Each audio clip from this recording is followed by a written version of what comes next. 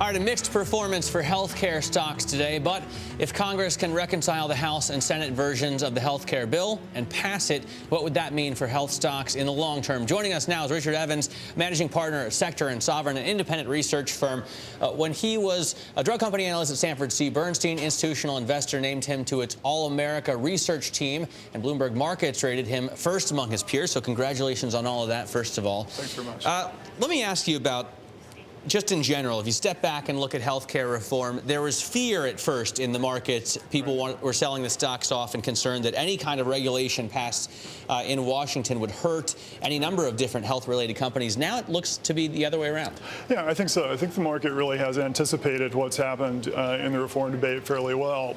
As we got later in the debate, I think in the beginning of the debate, the fear was that we were going to have a single government payer, right, a single purchaser that would just have extraordinary purchasing power and squeeze margins out of the industry very quickly. And it's very clear we're not going to have that if we get reforms at all.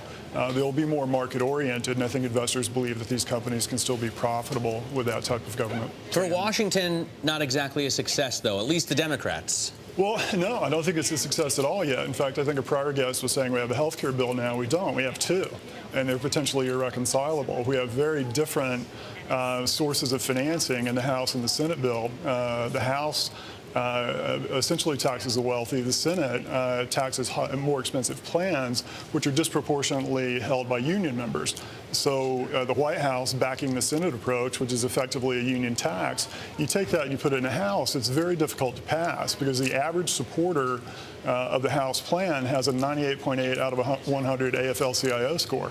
So how do they vote for a bill that actually looks and feels like a tax on unions? Will we get, though, I mean, the promises seem to me to be everyone gets coverage, overall health care costs are less, and if you like the plan you had before, you can keep it, no problems, it won't change. Well, I'm not sure that any of those are true, not to be antagonistic, but will everyone get coverage, first of all, right? If we look at the gap between the penalty you would pay if you don't buy coverage and the cost of buying coverage if you do, for people between 133 and 400% of poverty, which is where the reforms really address, the difference is about the cost of, about the value of buying a Toyota Camry.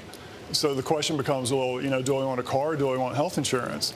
And if you look at people's attitudes in that zone, we don't think that any more than half of those folks are going to sign up.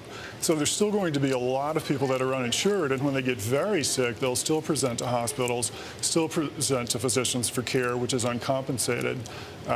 So I don't really know that we've changed fundamentally the fact that we have a very large uninsured population in the country. What about the costs as far as the U.S. government is concerned? Will health care be cheaper? Will it be a smaller part of the economy? No, I think it'll be a much larger part of the economy. So if you look at the CBO score, effectively that score says that the bill is deficit reducing, and that's fine. All that means is that this bill raises more money than it spends, but that only addresses a corner of health care.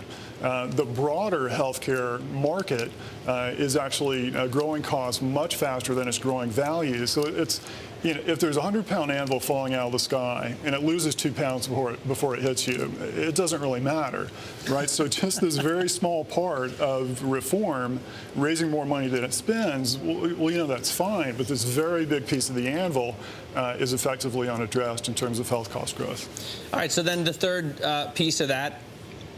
Do you get to keep the plan that you had before the health care reform bill passed after? I mean, the higher-end union plans or the guys on Wall Street, I mean, are they all going to be able to keep their health care plans without having to pony up a heck of a lot more money? No, I don't think so, because if we get this Cadillac plan tax where more expensive plans are basically taxed on the margin, the average union member is going to be paying that tax by 2014, right? 4 years from now, Wall Street guys are going to be paying it as well, or they'll be subject to it. I think what you see is as you approach that tax, people say, look, I don't want to pay it.